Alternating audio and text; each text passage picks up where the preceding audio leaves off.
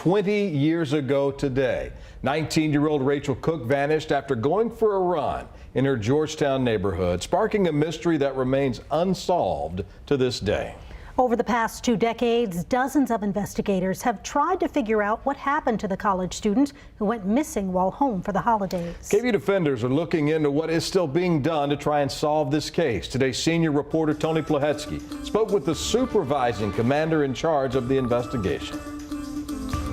Throughout the past 20 years, investigators have chased more than 2,000 tips in the disappearance of Rachel Cooke. They've searched property throughout Williamson County, ultimately to no avail.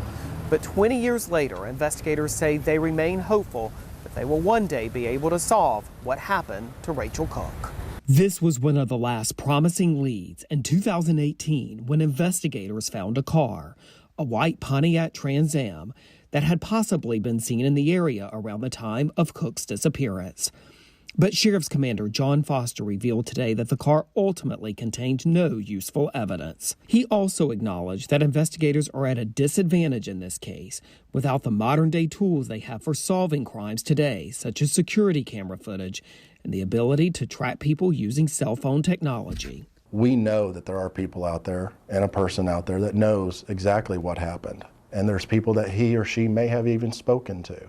And we need those people to come forward and say what they know. I think it will be solved. And quite honestly, I don't care if we solve it. I don't care who solves it. As long as this case gets solved and the community, the family, the department can move on, that's what our hope is. Ultimately, Foster says if the case is solved, it probably will be done through a tip. And he added that detectives 20 years later still have no concrete theories about what happened to Cooke and can't even rule out that she's still alive.